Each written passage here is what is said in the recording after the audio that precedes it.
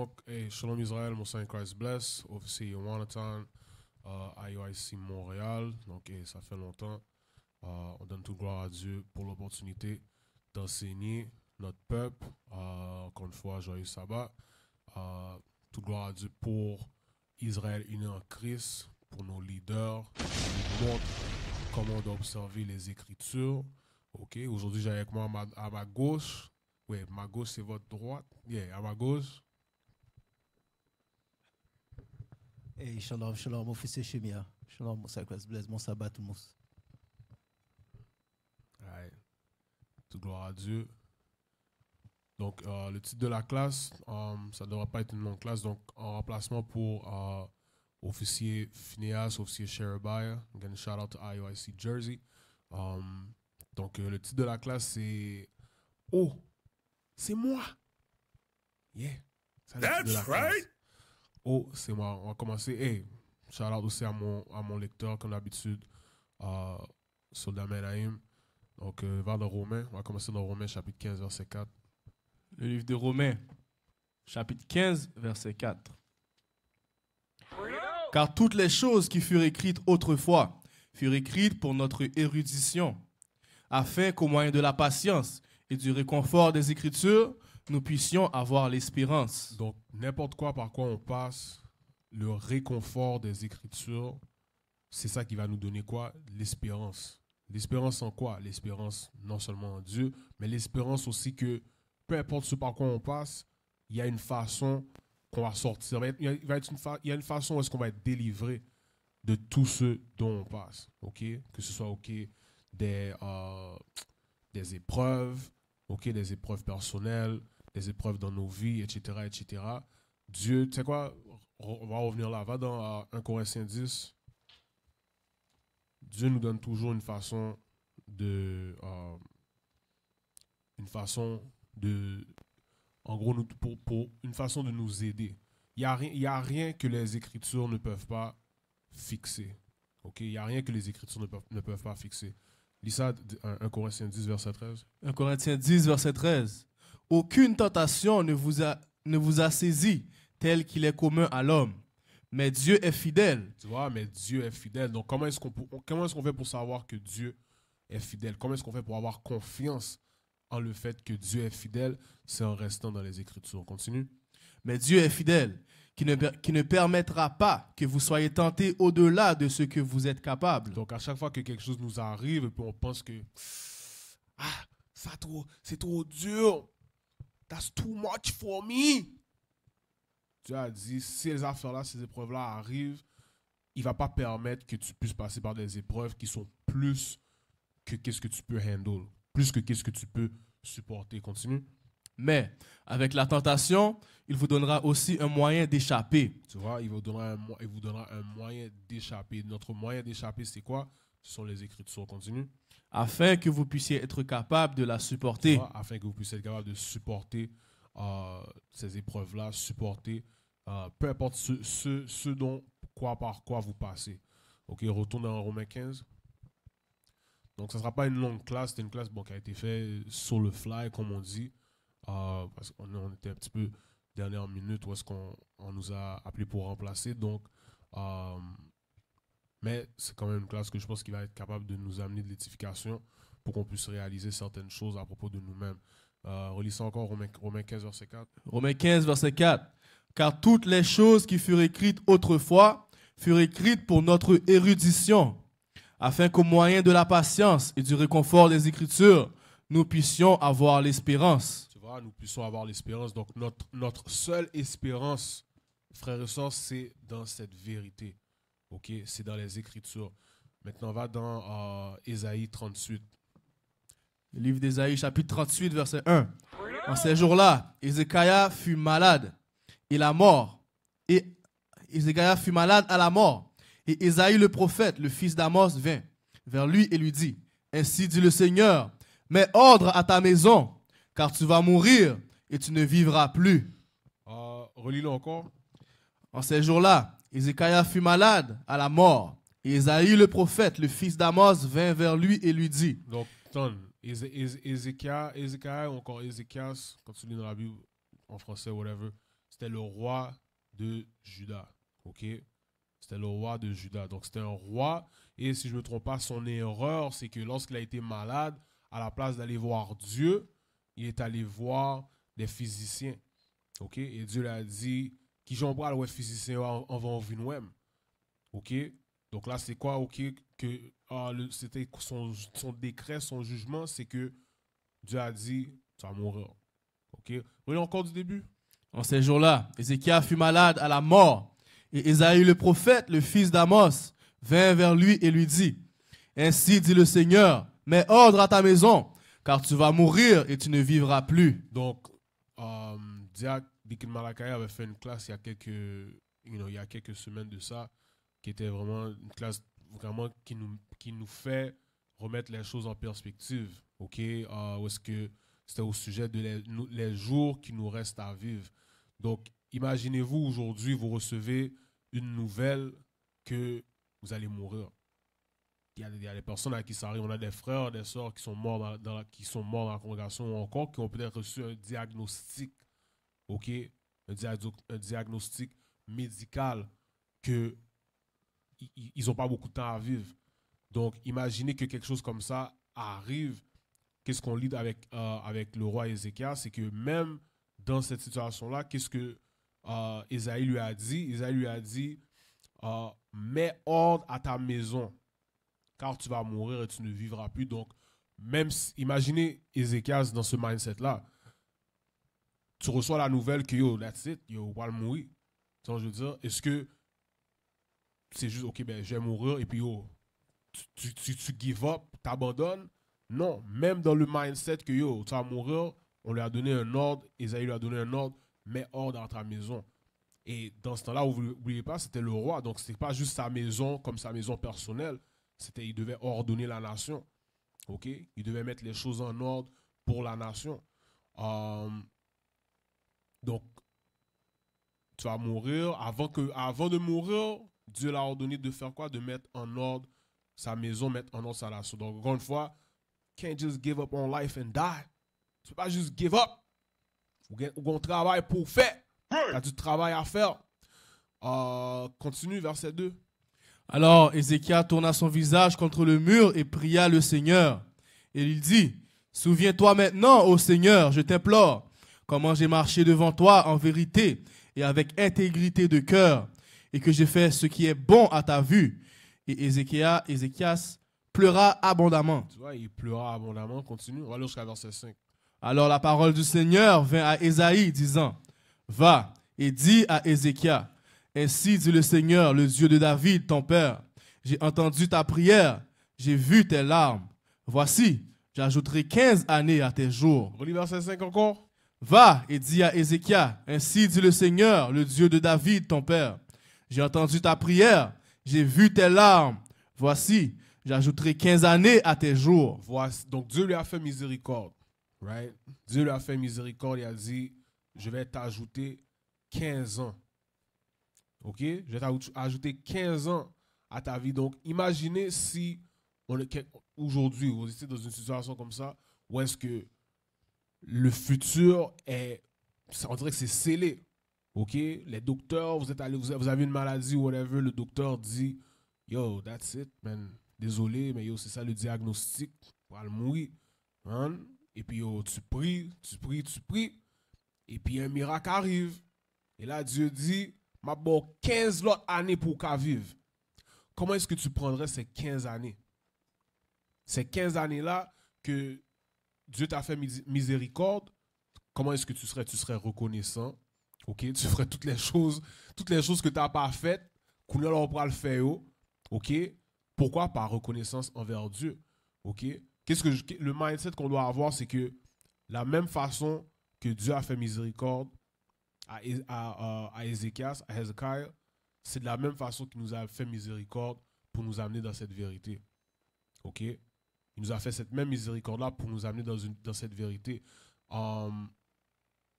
Donc, c'est ce même état d'esprit. On devrait avoir un état d'esprit comme si que, comme Hezekiah, quand Dieu lui a donné 15 ans de plus à vivre, OK?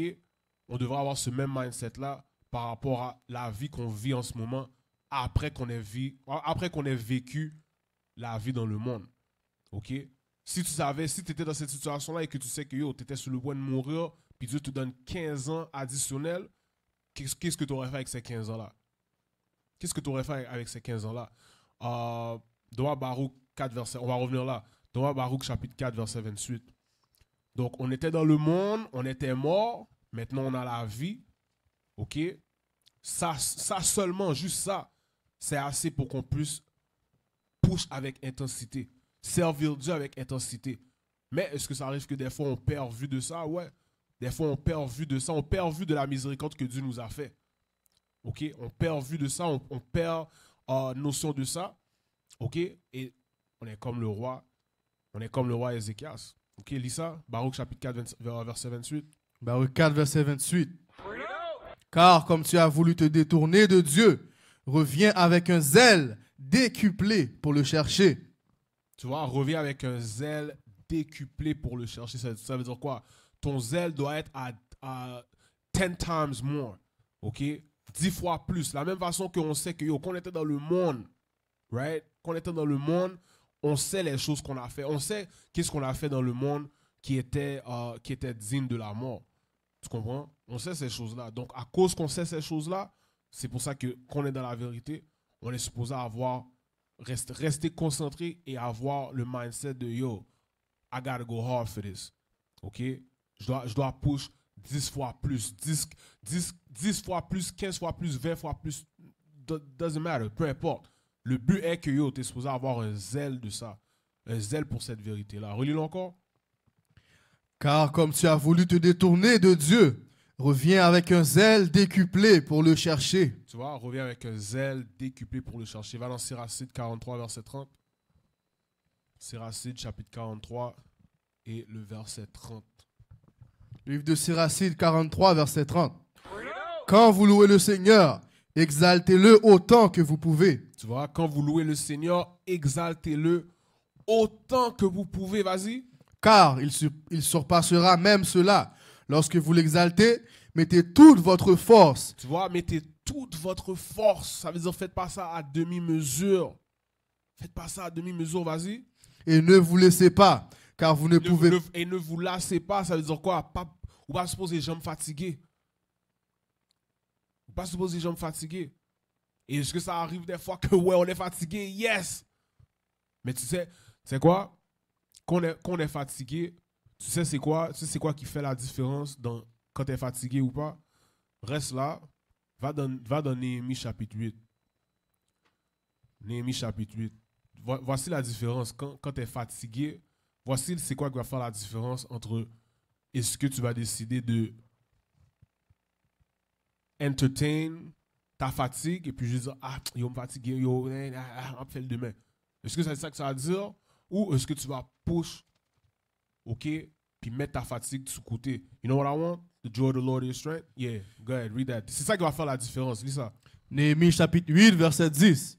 Puis Néhémie leur dit, allez, mangez ce qui est gras et buvez ce qui est doux et envoyez des portions à ceux pour qui rien n'est préparé. Car ce jour est saint à notre Seigneur. Ne soyez pas non plus désolés. Car la joie du Seigneur est votre vigueur. Car la quoi? Car la joie du Seigneur est votre vigueur. La joie du Seigneur, c'est ça notre vigueur. La joie du Seigneur, c'est ça notre force. Tu comprends? C'est ça que lorsque tu as la joie dans cette vérité-là, cette joie-là va faire quoi? Cette joie-là va surmonter la fatigue que tu peux avoir. That's right. Pourquoi? Parce qu'avec cette joie-là, c'est ça que tu comprends. Yo, je suis fatigué, mais yo, it is what it is, yo, forme là. Tu vois, je veux dire, il faut que je sois là, il faut que je prenne toutes les opportunités qui me sont disponibles pour faire quoi? Exalter le Seigneur. OK? Exalter le Seigneur. Être avec le peuple du Seigneur. Retourne dans Siracide 43. Siracide 43, verset 30. Quand vous louez le Seigneur, exaltez-le autant que vous pouvez, car il surpassera même cela. Lorsque vous l'exaltez, mettez toute votre force. Mettez toute votre force. Vas-y. Et ne vous laissez pas, car vous ne pouvez pas le louer assez. Tu vois, et ne vous lassez pas, ça veut dire pas même si vous fatiguez, ça va paraître. Ça va paraître. On lit la dernière partie après ça? car vous ne pouvez pas le louer assez. On pourra jamais dire au sujet de qu'est-ce qu'on fait pour Dieu, j'en ai fait assez. On peut jamais dire ça. C'est impossible. C'est impossible de dire, oh, tu sais quoi, j'ai assez loué Dieu aujourd'hui. Oh, tu sais quoi, j'ai assez fait le travail de Dieu. Ah, pas besoin de faire encore. Ah, you know what, break time. Pourquoi? Parce que j'en ai déjà fait assez. Non. On ne peut jamais avoir ce mindset-là. Et comment est-ce qu'on loue Dieu? On le loue à travers nos œuvres, encore à travers notre labeur pour le royaume. Et encore une fois, on ne peut jamais assez œuvrer pour le royaume. On ne peut jamais, encore une fois, dire j'ai assez travaillé ou encore j'ai assez travaillé pour le royaume. Pourquoi? Parce que tant aussi longtemps que le royaume n'est pas là, bah, il n'est pas fini, man. Tant aussi longtemps que le royaume n'est pas établi sur terre, la guerre continue. La guerre continue. Et dans cette guerre-là, les soldats doivent continuer à faire quoi? Batailler. Batailler. Donc, il y aura toujours du travail. Tant aussi longtemps que le royaume n'est pas établi sur terre, il y aura toujours du travail à faire. Il y aura toujours un frère ou une sœur qui doit être réveillé dans un coin du monde. Il y aura toujours un flyer à passer ici ou là. La bataille continue. The job is not done. Relis ça encore. Relis-le du début. Siracide chapitre 43, verset 30. Hey, alors, Officer Michael, je sais que j'avais dit que j'avais pas de vidéo. Prépare une vidéo pour moi. Va sur... hold on. Hey, c'est un des bons points que l'officier donne, parce que c'est vraiment important pendant qu'on a la force, ok, de servir le Seigneur. C'est pour ça qu'il a dit, quand il disait au début qu'on est malade, et parce qu'on dit, exemple, Ézéchiel, on lui a donné 15 années de plus. Qu'est-ce qu'on ferait si Dieu nous donnait 15 années de plus? Donc ça, c'est une leçon qu'on doit prendre pour nous. Qu'on doit prendre pour nous présentement, qu'on a la force de servir Dieu. Okay? Pendant qu'on a la force de servir Dieu, il faut qu'on le serve. Et donne-moi un verset rapidement. Ecclésiaste 12, verset 1. Ecclésiaste 12 et le verset 1. Le livre de Ecclésiaste, chapitre 12, verset 1. Souviens-toi maintenant de ton Créateur pendant les jours de ta jeunesse. Donc, souviens-toi de ton Créateur pendant les jours de ta jeunesse. Ça veut dire pendant que tu as la force, pendant que tu es capable encore, tu dois pousser la vérité le plus possible. Ok, il n'y a pas de moment de « oh, je suis trop fatigué ». Tu es trop fatigué, guess what? Tu donnes un coup de pied dans le derrière, tu continues. Tu comprends? Tu as plein de problèmes, guess what? Tu continues à travailler. Tu continues à pousser le travail. Lis. Souviens-toi maintenant de ton Créateur pendant les jours de ta jeunesse, avant que les jours mauvais viennent, et avant qu'arrivent les années dont tu diras « je n'y prends pas ce plaisir ». Afin qu'arrive le temps où tu n'as plus d'énergie, où tu n'es plus capable de rien faire. Parce qu'il va arriver un moment où tu as un certain âge, où tu n'as plus d'énergie. Certains d'entre nous, à cause des différentes maladies ou de la façon qu'on a vécu notre vie, certains d'entre nous, arrivés à 60 ans, on n'a plus d'énergie. Certains d'entre nous, arrivés à 60 ans, on ne peut plus marcher. Certains d'entre nous, arrivés à 60 ans, on est en chaise roulante. Et là, tu arrives, tu n'as plus l'énergie. C'est pour ça, relis le verset du début. Souviens-toi maintenant de ton Créateur pendant les jours de ta jeunesse. Alors, pendant que tu as l'énergie, c'est là que tu dois pousser la vérité le plus possible. Ce n'est pas le moment. Dans le monde, on dit quand tu es jeune, enjoy ta vie. Enjoy ta vie. Quand tu es jeune, fais dans les clubs, fais ci, couche à gauche et à droite. Non, c'est l'inverse. Dans la vérité, quand tu es jeune, pousse la vérité tant que tu as la vigueur de le faire. Right. Yep. Hey, relis le verset encore. Ecclésiaste 12, verset 1. Non, pardon, Siracide. Siracide, chapitre 43, verset 30. Quand vous louez le Seigneur, exaltez-le autant que vous pouvez, car il surpassera même cela. Lorsque vous l'exaltez, mettez toute votre force et ne vous lassez pas, car vous ne pouvez pas le louer assez. Tu sais pourquoi ça dit vous ne pourrez jamais louer le Seigneur assez? Aussi, un autre aspect qu'on doit prendre, dans le même contexte de ce qu'on parle, avec par l'exemple qu'on a donné avec Ézéchiel, demain n'est pas promis. OK?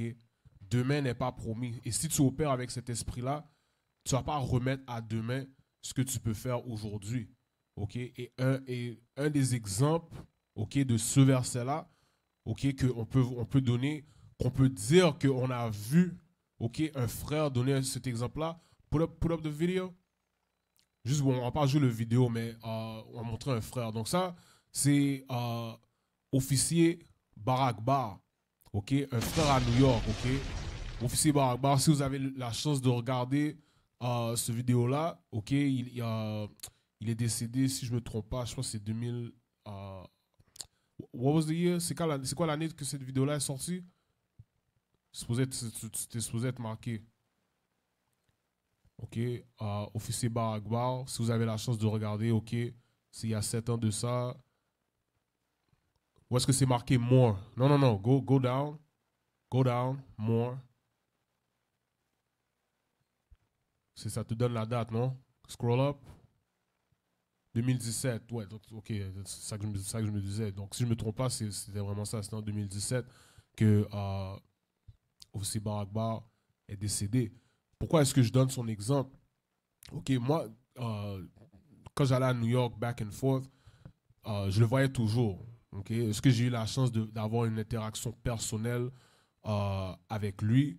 Pas vraiment. Comme je vous dis, lorsque vous avez la chance, regardez ce vidéo-là, parce que c'est vraiment un frère qu'est-ce qu'il a fait dans le corps de Christ, dans Israël uni en Christ.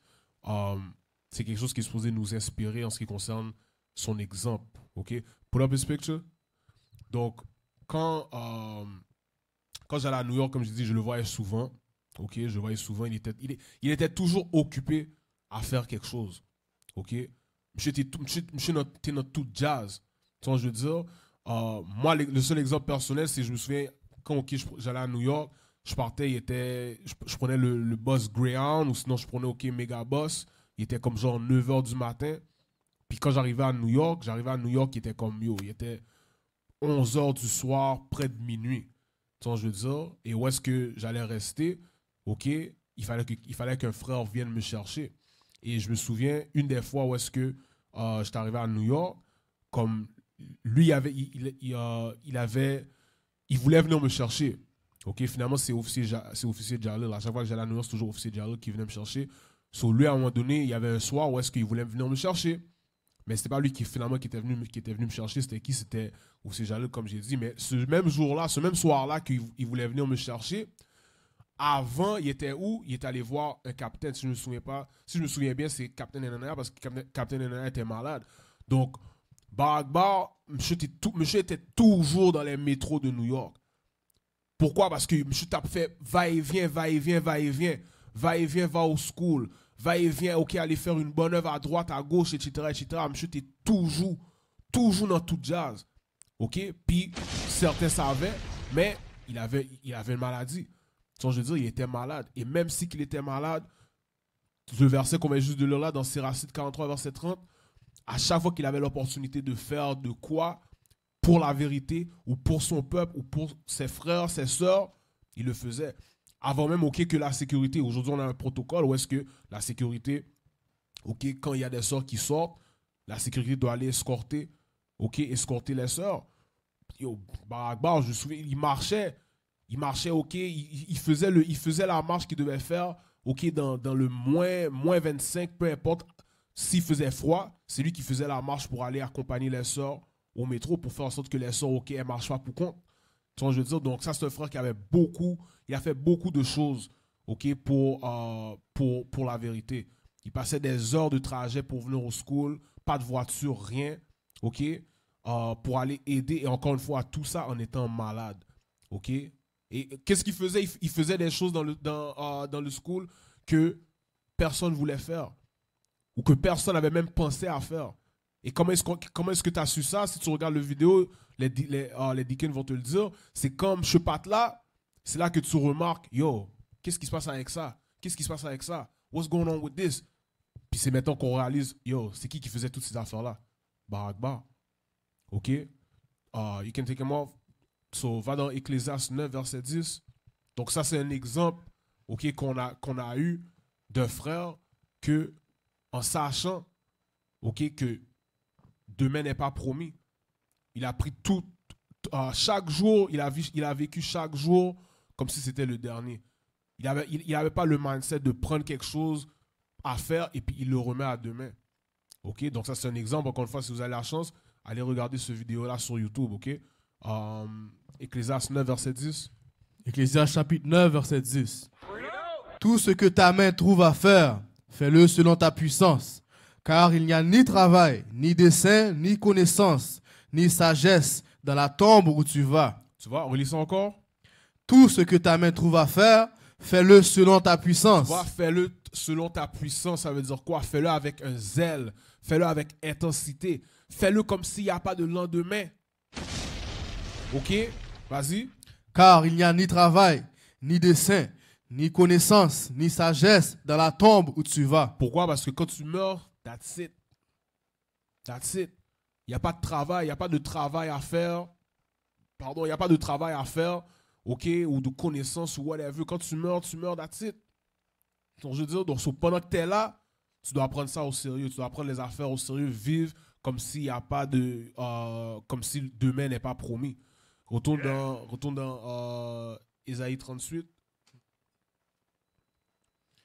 Ésaïe 38, On était au verset. Lis verset 5. verset 5. Va et dis à Ézéchias, ainsi dit le Seigneur, le Dieu de David, ton père. J'ai entendu ta prière, j'ai vu tes larmes. Voici, j'ajouterai 15 années à tes jours. Et je te délivrerai, toi et cette ville, de la main du roi d'Assyrie. Je protégerai cette ville. Donc, encore une fois, Dieu a ajouté 15 années au jour de Ézéchias. Descends à verset 14 pour voir son mindset. Parce que quand tu y penses, est-ce que ça dit Ézéchias, il a prié, ok, il a prié, il a pleuré et tout. Est-ce que c'est du jour au lendemain que Dieu a décidé qu'il allait le guérir?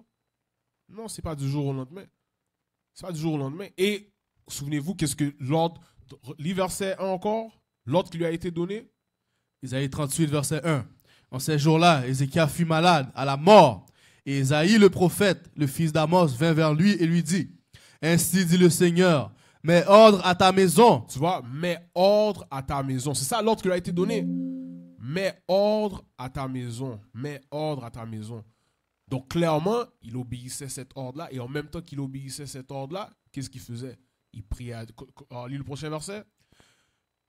Verset 2. Alors Ézéchias tourna son visage contre le mur et pria le Seigneur. Tu vois, donc en même temps qu'il exécutait l'ordre qui lui a été donné, il priait à Dieu en même temps. Il priait à Dieu pour que Dieu puisse lui faire miséricorde. Ok? Descends à verset 14. Verset 14. Comme une grue ou une hirondelle, ainsi je bavardais, je gémissais comme la colombe. Mes yeux étaient épuisés à regarder en haut. Ô Seigneur, je suis accablé, charge-toi de moi. Lis. Que dirai-je? Il m'a parlé, et lui-même l'a fait. Je m'en irai tout doucement, toutes mes années dans l'amertume de mon âme. Relis ça encore, verset 15. Que dirai-je? Il m'a parlé, et lui-même l'a fait. Je m'en irai tout doucement, toutes mes années dans l'amertume de mon âme. Donc tu vois, donc recevoir cette nouvelle-là, ça a mis de l'amertume de l'âme en Ézéchias. Ok? En Hezekiah. Mais encore une fois, sachant qu'il allait mourir, c'est quoi qu'il devait faire, même en sachant ça? Observer l'ordre qui lui a été donné, mettre sa maison en ordre, continuer à œuvrer pour Dieu. Continue. Ô Seigneur, par ces choses, les hommes vivent, et en toutes ces choses est la vie de mon esprit. Ainsi, tu m'as rétabli et tu me fais vivre. Relis verset 16 encore. Ô Seigneur, par ces choses, les hommes vivent, et en toutes ces choses est la vie de mon esprit. La vie de mon esprit, c'est quoi? La vie de son esprit, c'est l'amertume de son âme. Quand ça dit qu'il avait de l'amertume de son âme, c'est son esprit. Son esprit qui était troublé. Pourquoi? À cause de la nouvelle qu'il a reçue. Relis cette partie-là encore. Ô Seigneur, par ces choses, les hommes vivent, et en toutes ces choses est la vie de mon esprit. Ainsi, tu m'as rétabli, et tu me fais vivre. Voici, à la place de paix, j'avais une grande amertume. Mais tu as par amour pour mon âme, tu l'as délivré. Tu vois, donc encore une fois, l'amertume de son âme, c'est comme s'il se sentait comme si son âme était déjà morte. Ok? Mais encore une fois, même dans cet état-là, qu'est-ce qu'il devait faire? observé l'ordre qui lui a été donné. Et Dieu lui a fait miséricorde, Dieu a ravivé son âme. Ok? Dieu a ravivé son âme. Relis verset 17 encore. Voici, à la place de paix, j'avais une grande amertume. Mais par amour pour mon âme, tu l'as délivré de la fosse de destruction, car tu as jeté tous mes péchés derrière ton dos. Donc tu vois, donc Dieu l'a délivré et ses péchés ont été jetés. Donc qu'est-ce que Ézéchias a admis? C'est que la raison pour laquelle sa sentence de mort avait été déclarée, c'est à cause de quoi? C'était pour ses péchés. Et guess what? Ça peut être pour ses péchés actuels, comme ça a été pour ses péchés dans sa vie antérieure. C'est pour ça qu'on prie à Dieu, on demande à Dieu de nous faire miséricorde. Ce n'est pas juste pour la vie qu'on a vécue, qu'on était dans le monde. Ce n'est pas juste pour la vie qu'on vit, si ok on pêche aujourd'hui. Ce n'est pas juste pour ça. C'est pour ça que quand on lit dans Siracide 43, verset 30, ça te dit, tu peux jamais penser que tu as loué Dieu assez. Parce que tu sais pas qu'est-ce que tu as fait dans les vies précédentes, dans tes vies antérieures. Tu sais que tu étais méchant, tu sais que tu as péché, mais est-ce que tu te souviens de tous les péchés que tu as fait dans ta vie antérieure? Non. Est-ce que tu te souviens de tous les péchés que tes ancêtres ont fait? Pourquoi je parle de nos ancêtres? Parce que nous sommes nos ancêtres. Nos ancêtres sont nous. Nos esprits ne meurent pas, nos esprits se régénèrent, on revient sur la terre et on vit. Et quand on vit, qu'est-ce qu'on fait? On est dans le péché, on fait le mal et on a besoin de la miséricorde de Dieu. On a besoin de la miséricorde de Dieu. Donc, Ézéchias a compris que c'était à cause de ses péchés. Et la miséricorde que Dieu lui a fait, relis ça encore, qu'est-ce que ça dit? Verset 17. Voici, à la place de paix, j'avais une grande amertume. Tu vois, il avait une grande amertume après avoir reçu cette nouvelle-là, vas-y. Mais par amour pour mon âme, tu l'as délivré de la fosse de destruction. Vas-y. Car tu as jeté tous mes péchés derrière ton dos. Car tu as jeté tous mes péchés derrière ton dos. Tu m'as fait miséricorde, tu m'as pardonné et tu m'as ajouté 15 ans, 15 autres années à ma vie. Continue. Car la tombe ne peut pas te louer. Car quoi? Car la tombe ne peut pas te louer. Car la tombe ne peut pas te louer ou pas qu'à louer bon Dieu. Mais tu sais quoi? Non. J'ai laissé finir le verset. Il faut qu'on explique ce verset-là. Relis ça encore. Car la tombe ne peut pas te louer. La mort ne peut pas te célébrer. Ceux qui descendent dans la fosse ne peuvent espérer en ta vérité. Donc quand ça dit la tombe ne peut pas te louer, la mort ne peut pas te célébrer, ceux qui descendent dans la fosse ne peuvent espérer en ta vérité. De qui est-ce que dans ce contexte-là, ce verset-là, ça parle de qui? Ça parle de ceux qui sont méchants. Comment est-ce qu'on sait ça? Reste là, va dans parce que les droits, les justes qui sont morts, est-ce que leur esprit parle avec Dieu? Est-ce que leur esprit loue Dieu? Est-ce que leur esprit demande des choses à Dieu? Apocalypse chapitre 6, verset 9. Apocalypse 6, verset 9. Et lorsqu'il eut ouvert le 5e sceau, je vis sous l'autel les âmes de ceux qui avaient été tués pour la parole de Dieu et pour le témoignage qu'ils avaient tenu. Et elles criaient d'une voix retentissante, disant, « Jusqu'à quand, ô Seigneur, saint et véritable, ne jugeras-tu pas et ne vengeras-tu pas notre sang sur ceux qui demeurent sur la terre? » Donc, tu vois, donc ces âmes-là sont vivantes. OK? Ces âmes-là sont vivantes. Leur esprit est vivant. Leur esprit est avec Dieu. Ils parlent avec Dieu et ils louent Dieu. Donc, qu'est-ce qu'on vient juste de lire? Retourne dans Ésaïe. Ésaïe chapitre 38, verset 18. Car la tombe ne peut pas te louer.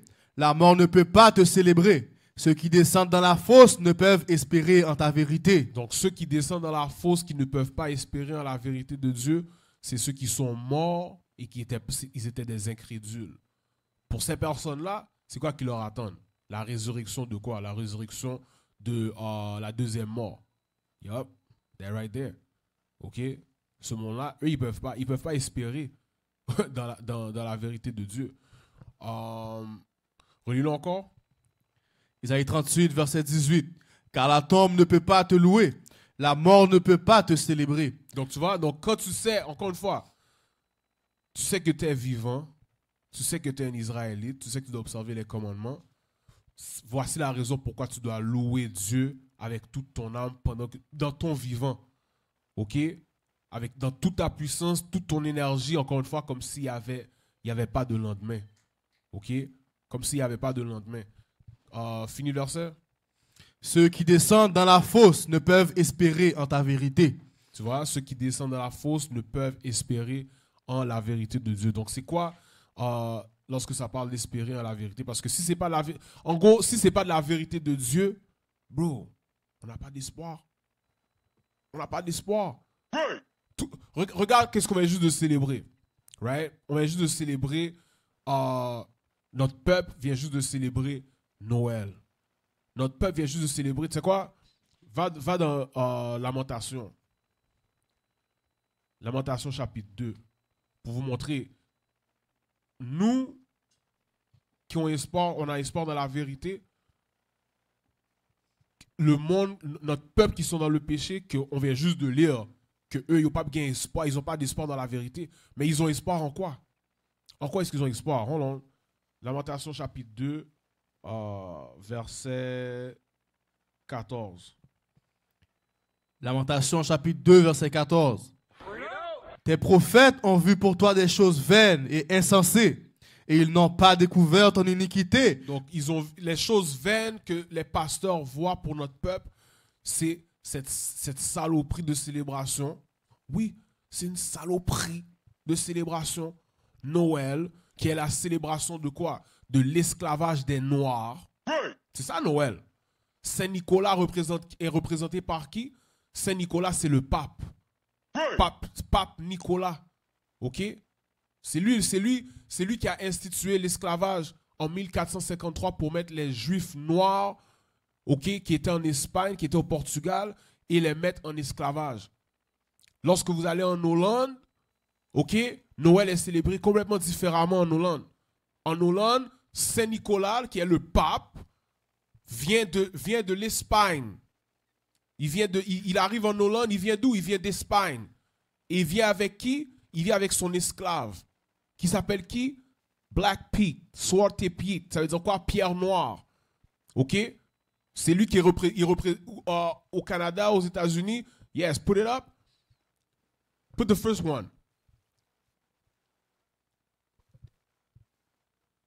Tu vois? Et là, aujourd'hui, qu'est-ce que ces blancs-là font? Ils mettent, OK, ils se maquillent en noir pour se moquer de nous. C'est quoi? Laisse ça comme ça. Quittez-le comme ça. Donc, tu as des noirs aujourd'hui. Regarde la deuxième photo. Où il y a des noirs aujourd'hui qui sont en Hollande. Ils font quoi? Ils protestent. Pourquoi est-ce qu'ils protestent? Ils protestent parce que... Ils protestent pas parce que Noël, selon la Bible, c'est mauvais et ils sont pas supposés célébrer ça. C'est pas pour ça qu'ils protestent. Ils protestent la partie avec Black Pete. Donc, ils veulent célébrer Noël, c'est juste qu'ils veulent pas célébrer, ils veulent pas la partie où est-ce que le Saint-Nicolas, qui est Papa Noël, qui est le pape, a un esclave noir. C'est cette partie-là qui proteste. Mais nous, selon les Écritures, on a la connaissance que quoi? Tout, de A à Z, en ce qui concerne Noël, c'est mauvais. C'est méchant. Ça va à l'encontre de Dieu. Tu vois ce que je veux dire?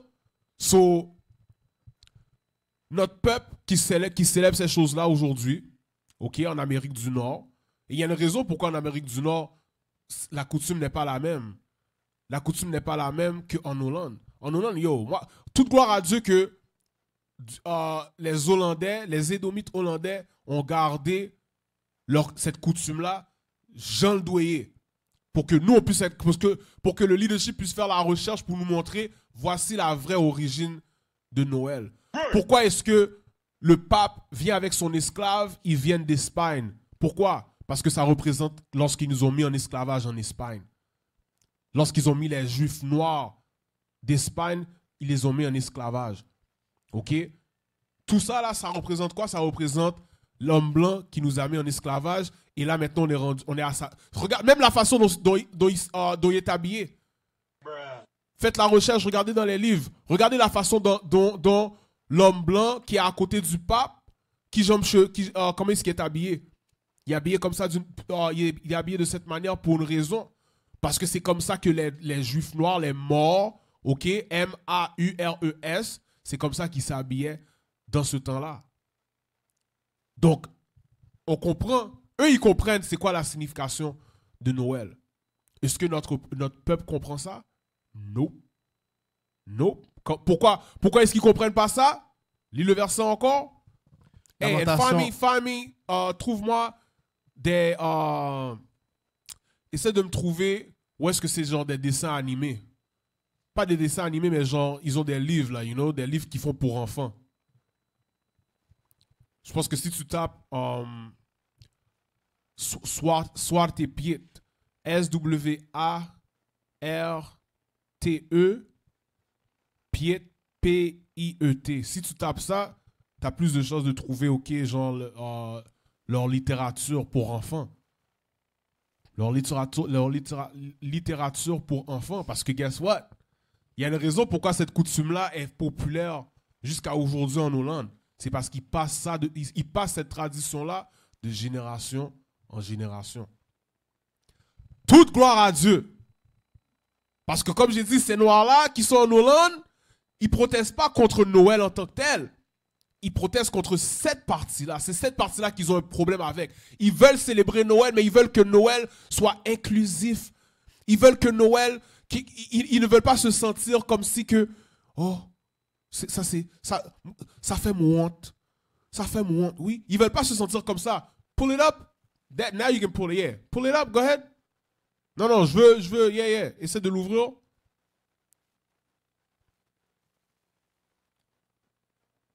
Accept. Just accept it. Just accept. There you go. You see? C'est ça la littérature. C'est ça Noël en Hollande, frères et sœurs. C'est ça Noël en Hollande.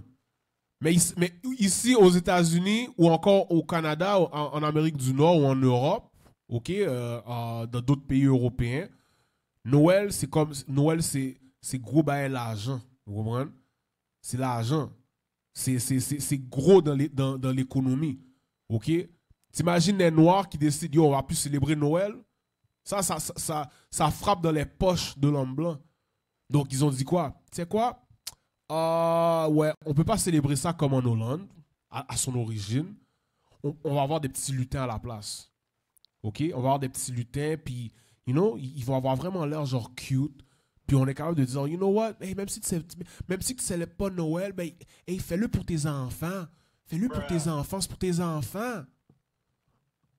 Pour te montrer que même dans notre mentalité, notre mentalité, où est-ce qu'ils nous ont mis en esclavage, tu travailles jour et nuit, ok?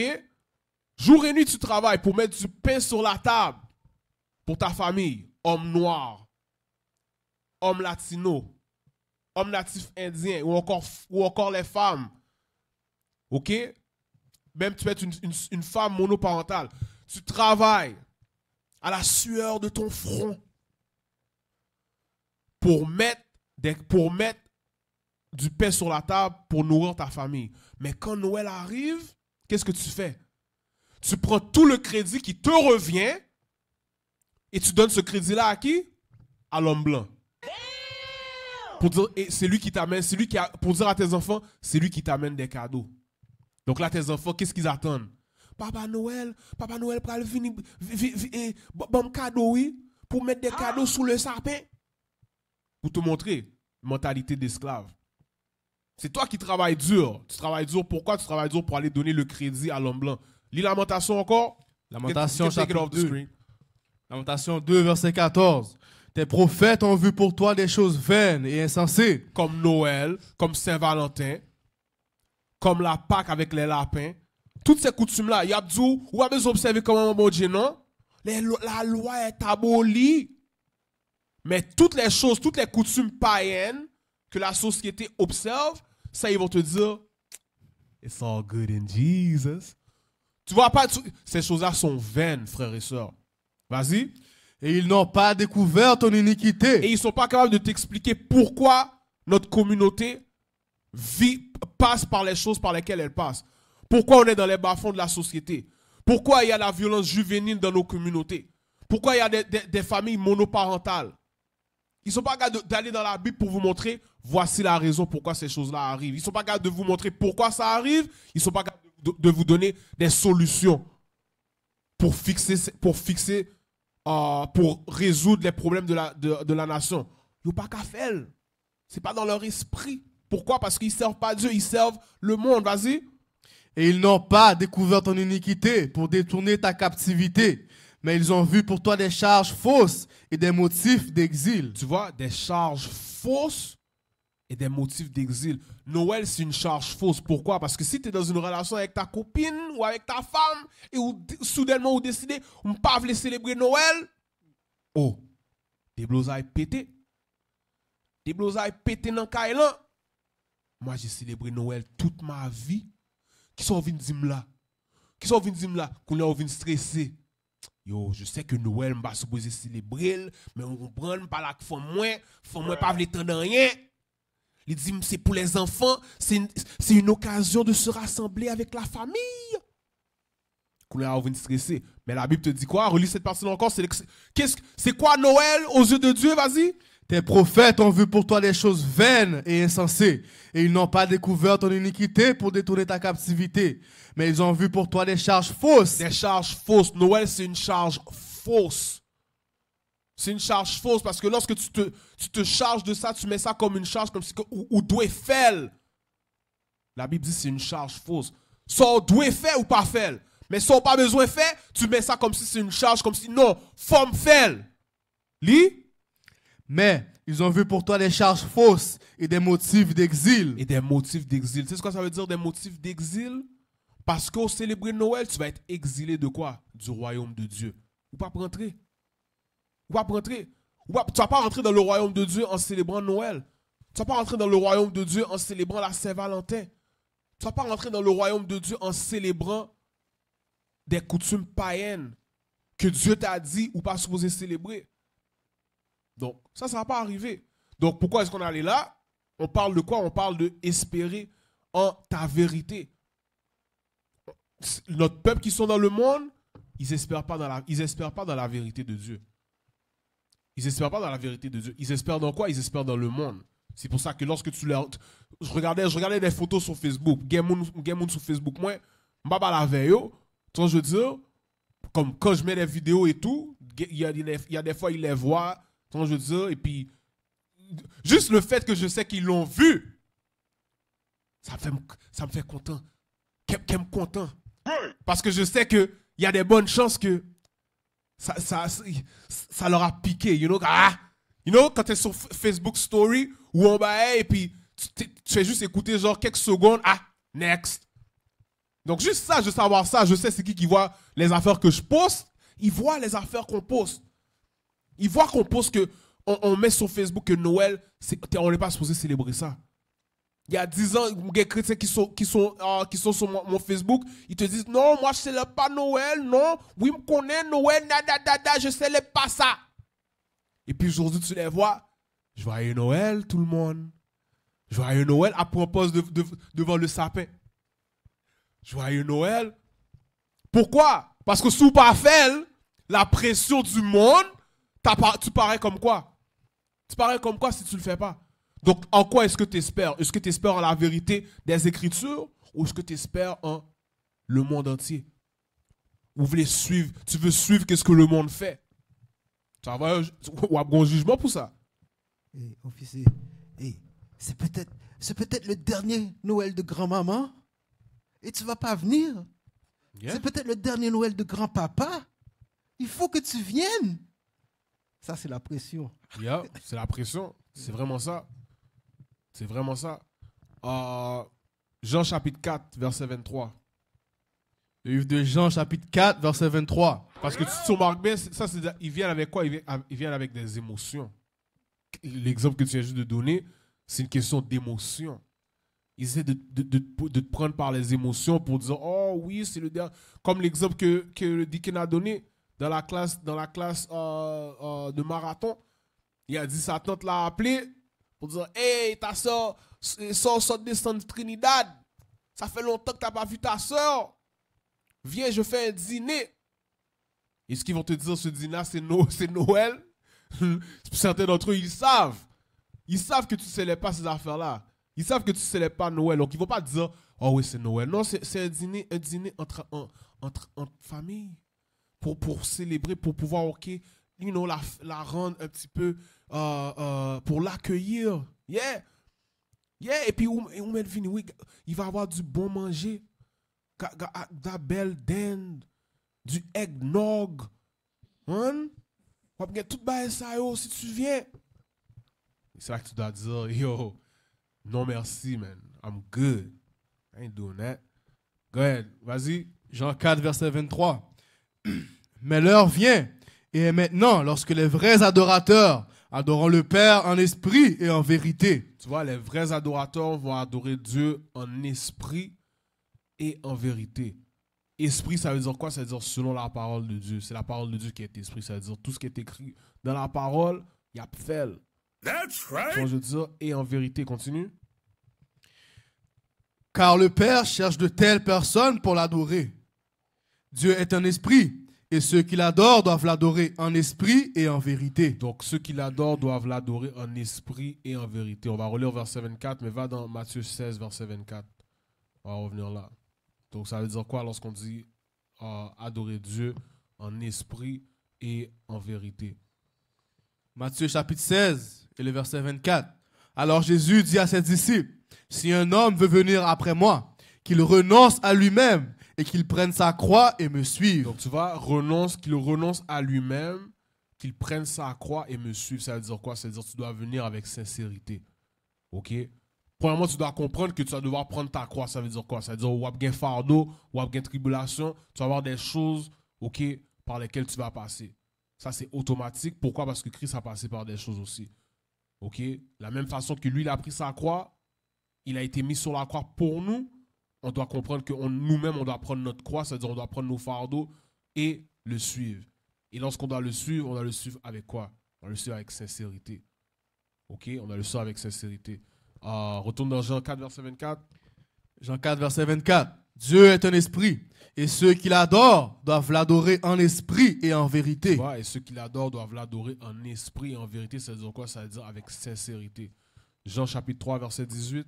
Jean chapitre 3, verset 18. Jean 3, verset 18. Celui qui croit en lui n'est pas condamné, mais celui qui ne croit pas est déjà condamné, parce qu'il n'a pas cru dans le nom du seul Fils engendré de Dieu. Tu vois, et ça c'est quoi? C'est ceux qu'on a lu dans Ésaïe, qui n'ont pas d'espérance en la vérité. Continue. Et c'est ici la condamnation, que la lumière est venue dans le monde. Donc là, il va t'expliquer le concept de la condamnation. OK? Pour ceux qui ne croient pas au Fils de Dieu. Ceux qui ne croient pas que Jésus-Christ est un homme noir et qu'on doit observer les commandements en ayant la foi en lui. Vas-y. Et c'est ici la condamnation, que la lumière est venue dans le monde, et les hommes ont mieux aimé l'obscurité que la lumière, parce que leurs actions étaient mauvaises. Tu vois, donc ils aiment rester dans la lumière. Pourquoi? Parce qu'ils aiment leurs actions. Leur action est mauvaise, ils se justifient, OK, ils justifient leurs actions en pensant que leurs actions sont agréables aux yeux de Dieu.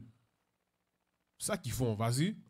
Car tout homme qui fait le mal est la lumière et ne vient pas à la lumière de peur que ses actions ne soient désapprouvées. Pourquoi? Parce qu'ils ne veulent pas être corrigés. Encore une fois, ils se justifient en eux-mêmes et ils se mentent à eux-mêmes. Ils s'aveuglent en ce qui concerne leurs actions. On continue. Mais celui qui pratique la vérité vient à la lumière afin que ses actions puissent être rendues manifestes. Afin d'être corrigées. Quand ça dit afin que ces actions puissent être manifestes, ça veut dire manifester au grand jour, c'est-à-dire que ces actions soient de bonnes actions ou encore de mauvaises actions, peu importe. Parce que si c'est de mauvaises actions, qu'est-ce qui va arriver? Ces actions-là vont être corrigées. OK? Et c'est cette lumière-là, c'est cette vérité-là qui va te donner cette espérance-là. OK? Cette espérance de quoi? Que lorsque mes actions sont corrigées, j'ai le pouvoir de faire quoi? Changer, devenir meilleur. OK? C'est ça le concept d'avoir l'espérance en la vérité. Mais si tu n'as pas de cette espérance-là en la vérité, alors tu es déjà condamné. Tu es déjà condamné. Tu ne veux pas venir à la lumière, tu ne veux pas venir dans la vérité, tu ne veux pas venir avec sincérité. Pourquoi? Parce que, tes actions sont mauvaises et tu veux garder ces actions tu veux garder ses actions mauvaises. Right? Ça, c'est quel verset? Verset 21? Verset 21. Donne-moi Siracide 1, verset 28. Le livre de Siracide, Sagesse de Sirach, chapitre 1, verset 28. Ne les obéis pas à la crainte du Seigneur. Ne l'approche pas avec un esprit divisé. Un esprit divisé veut dire avec un esprit double. OK? Avec un esprit double. Vas-y, verset 29. Ne sois pas hypocrite aux yeux des hommes et veille sur tes lèvres. On lit ça encore? Ne sois pas hypocrite aux yeux des hommes et veille sur tes lèvres. Ne sois pas hypocrite aux yeux des hommes et veille sur tes lèvres. Et c'est facile d'être hypocrite des fois sans même le réaliser. OK? Pourquoi? Parce que c'est plus facile d'examiner et pointer les autres du doigt que de se regarder dans le miroir. Shout out à Officier Chimia. Regarde dans le miroir. C'est plus facile d'examiner les autres que de se regarder dans le miroir. OK? Et de vraiment s'examiner. C'est plus facile. Continue. Ne t'élève pas de peur que tu ne tombes et que tu ne te déshonores. Le Seigneur révélera tes secrets et te jettera au milieu de l'assemblée, parce que tu n'es pas venu dans la crainte du Seigneur et que ton cœur s'est rempli de tromperie. Donc tu vois, donc le Seigneur va révéler tes secrets et la vérité sera découverte d'une façon ou d'une autre. Pourquoi? Parce que tu n'es pas venu avec sincérité. OK? Ton cœur était rempli de tromperie. 2 Corinthiens chapitre 13, verset 5. 2 Corinthiens chapitre 13, verset 5. 2 Corinthiens chapitre 13, verset 5. Examinez-vous si vous êtes dans la foi. Donc, pourquoi le titre de la classe, c'est « Oh, c'est moi », c'est parce que lorsque tu regardes tous ces versets-là, OK, toutes les classes que le leadership fait, OK, les classes qui sont en ligne, il n'y a aucune classe que quelqu'un peut dire « Ah yo, ça, tu vois cette classe-là? Ah, ça s'applique pas à moi. » Non. Toutes les classes s'appliquent à nous. Toutes les classes s'appliquent à nous. On a vu des personnes que, après qu'ils aient fini de dire, you know what, cette classe-là, ça ne s'applique pas à moi. Qu'est-ce qui arrive après? Ils tombent par la même chose, le même sujet dont ils pensaient ça s'appliquait pas à eux. Qu'on a là, ils sont tombés par rapport à ça. Pourquoi? Parce que lorsque tu penses comme ça, c'est un manque d'humilité. Tu es supposé avoir un esprit humble aux Écritures. Tout ce qui est écrit. Tu sais quoi? Reste là. Va dans 2 Timothée 3, verset 16. Pour prouver ça. Il n'y a rien qui est écrit dans la Bible qu'on peut dire, you know what? Ça s'applique pas à moi. Il n'y a rien qui est écrit dans la Bible qu'on peut dire ça. Donc, oh, c'est moi. C'est-à-dire que lorsque tu t'examines, tu vas réaliser, ok, tu sais quoi? Est-ce que je suis vraiment aussi sincère que je le pensais? Et si la question est non, then là, c'est le temps de travailler sur ça pour pouvoir remédier à ça. Lis ça. 2 Timothée chapitre 3, verset 16. Toute écriture est donnée par inspiration de Dieu. Non, seulement l'Ancien Testament. Toute écriture. Seulement le Nouveau Testament. Toute écriture. Seulement l'Apocryphe. Toute écriture. Toute écriture. Non, seulement le petit livre là, le petit livre qui te donne que c'est juste marqué Nouveau Testament dessus et puis tu as juste Proverbes puis Psaume dedans. Toute écriture. Toute écriture, frères et sœurs. Toute écriture, vas-y. Toute écriture est donnée par l'inspiration de Dieu. Est donnée par l'inspiration de Dieu, vas-y. Et est profitable pour doctrine. Tu vois, est profitable pour doctrine. Pour réprobation. Pour réprobation, ça veut dire quoi? Réprobation, c'est la correction. Donc, toute écriture est profitable. Pourquoi? Pour qu'on puisse être corrigé. Vas-y. Pour correction. Pour instruction dans la droiture. Tu vois, pour instruction dans la droiture, vas-y. Afin que l'homme de Dieu puisse être parfait. Afin que quoi? Afin que l'homme de Dieu puisse être parfait. Parce que le standard auquel on doit aspirer, le standard qu'on doit atteindre, c'est quoi? C'est la perfection. C'est ça le standard qui nous est que Christ veut de nous. Donc, quand Christ lui-même te le dit dans Matthieu 5, verset 48, soyez parfaits, mais ou Christ c'est Kabdou, on ne peut pas être parfait. Mais en même temps, Yabdou, je peux faire toutes choses en Christ qui est en moi. sauf observer les commandements, tu peux voir qu'ils ne sont pas dans la sincérité. Ils se contredisent eux-mêmes.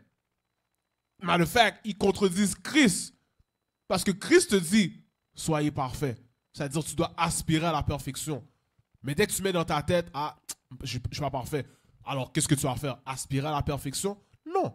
Tu as des excuses déjà dans ta tête pour ne pas aspirer à la perfection. Mais encore une fois, en même temps, on va me dire, oh, je peux faire toute chose en Christ qui est en moi. Ça n'a pas de sens. C'est un ou l'autre. Si tu sais que Christ est en toi et que tu peux faire toute chose, alors tu sais que quoi? Tu sais que tu peux aspirer à la perfection et suivre dans ses pas. One. Retourne dans... vous allez? Afin que l'homme de Dieu puisse être parfait, pleinement pourvu pour toutes bonnes Tu œuvres. vois, pleinement pourvu pour toutes bonnes œuvres. Et ces œuvres-là, c'est quoi? C'est l'observation des commandements de Dieu. Retourne dans... 2 Corinthiens, chapitre 13, verset 5. Examinez-vous si vous êtes dans la foi. Tu vois, examinez-vous si vous êtes dans la foi. Il faut s'examiner chaque jour, chaque soir, chaque seconde. Communier en nous-mêmes, à savoir, est-ce que je marche droit selon Dieu? Est-ce que j'applique les écritures que je reçois à chaque sabbat ou encore quand je regarde une classe? Vas-y. Éprouvez-vous vous-même. Ne vous connaissez pas vous-même, vous-même, que Jésus-Christ est en vous, à moins que vous ne soyez des réprouvés. Tu vois, à moins que vous ne soyez des réprouvés. C'est-à-dire que tu devras avoir une certaine notion de qui tu es. Mais c'est qu'est-ce qui arrive? Jean 17, verset 9. Jérémie 17, verset 9. Voici ce qui arrive à beaucoup d'entre nous. Jérémie chapitre 10. Jérémie chapitre 17, verset 9. Le cœur est trompeur par-dessus toute chose et désespérément immoral. Tu vois, le cœur est trompeur par-dessus toute chose et désespérément immoral. Donc, sachant ça, tu devras avoir le mindset de, tu sais quoi, ok, j'ai cette pensée-là qui vient dans mon esprit. Maybe I should double check. Peut-être que je devrais checker pour faire sûr que l'esprit qui vient, l'idée qui vient dans ma tête, est-ce que c'est une bonne idée ou est-ce que c'est pas une bonne idée? Vas-y. Le cœur est trompeur par-dessus toute chose et désespérément immoral. Qui peut le connaître? Tu vois, c'est pour ça que tu as dit qui peut le connaître. Donc, encore une fois, c'est pour ça que tu dois t'examiner. Pourquoi? Parce que c'est facile de se mentir à soi-même, pensant qu'on est dans la vérité, mais nos œuvres ne reflètent pas la vérité. C'est facile. Et, encore une fois, c'est ça qui vient avec l'examination. Donc, ça te dit qui peut le connaître. Continue. Moi, le Seigneur, sonde le cœur. J'éprouve les reins. C'est-à-dire pour rendre à chaque homme selon ses chemins et selon le fruit de ses agissements. Tu vois, le Seigneur sonde les cœurs, éprouve les reins et rend à chaque homme selon ses chemins le fruit de ses agissements. Va dans Esdras chapitre 4, verset 38. On a presque fini. Esdras chapitre 4, verset 38. Premier Esdras. Premier Esdras dans l'Apocryphe, chapitre 4, verset 38. Mais la vérité dure est forte à toujours. Tu vois, la vérité dure, la vérité perdure et est forte pour toujours. Ça veut dire la vérité va toujours perdurer. La vérité sera toujours là. Maintenant, watch this. Le relis encore. Mais la vérité dure et est forte à toujours. Et vit et prévaut pour toujours et à jamais. Tu vois, la vérité va prévaloir à jamais. Maintenant, lorsqu'on lit dans ce contexte-là, c'est notre ancêtre Zorobabel qui, parlait. Il y avait un genre de contest, à savoir, qui est le plus sage. Et lorsqu'il a donné cette parole-là, il a parlé aussi des femmes. Descends à verset 28. Verset 28. Et maintenant, ne me croyez-vous pas? Le roi n'est-il pas grand dans son pouvoir? Toutes les terres ne craignent-elles pas de le toucher? T'as verset 28. Verset 28. Laisse-moi 27. Verset 27. Beaucoup ont péri. 26.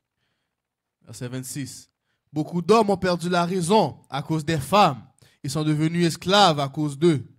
Beaucoup ont péri ou trébuché ou ont péché à cause des femmes. Tu vois, à cause des... Et ça, c'est la vérité. C'est la vérité. Et on va lire un exemple de ça.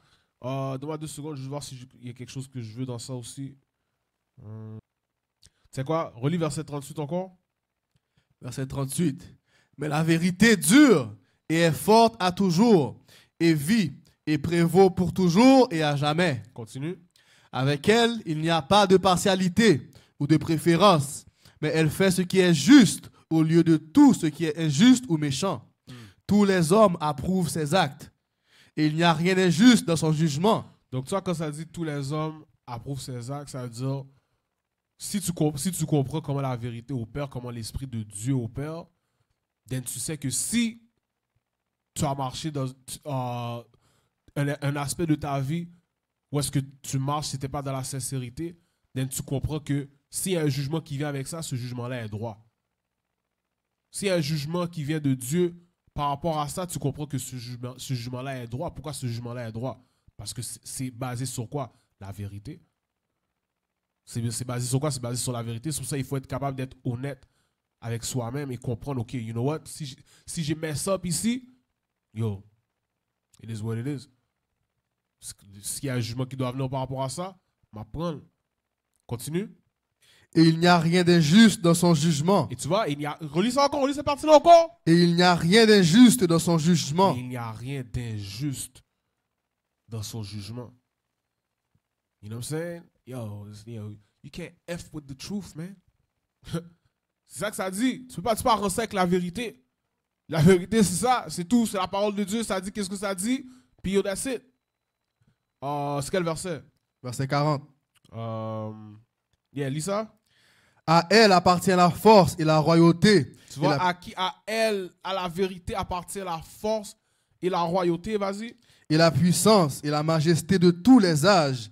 Béni soit le Dieu de la vérité. Tu vois, béni soit le Dieu de la vérité. Maintenant, regarde qu'est-ce que les païens ont dit après que notre ancêtre Zorobabel a donné ce grand discours pour honorer Dieu, pour honorer la vérité. Lis ça. Il cessa de parler. Alors tout le peuple cria et dit, grande est la vérité et la plus forte de toutes. Alors le roi lui dit. Non, tu vois, grande est la vérité. Grande est la vérité, plus forte que toutes. Ok, donc la vérité sera toujours, va toujours perdurer à jamais. Donc si tu sais que la vérité va toujours perdurer à jamais et que tu sais que tu as des aspects de ta vie, ok, où est-ce que tu n'es pas sincère ou pas marcher dans la vérité, then c'est une question de yo, you better get with the program. You better get with t'es mieux de t'aligner avec le programme de la vérité. Donc, je veux dire, parce que si la vérité va toujours perdurer, le mensonge va pas toujours perdurer. Le manque de sincérité va pas toujours perdurer. Donc, maintenant, on relit versets 26 et 27. Et on va voir un exemple de ça. Verset 26. Beaucoup d'hommes ont perdu la raison à cause des femmes.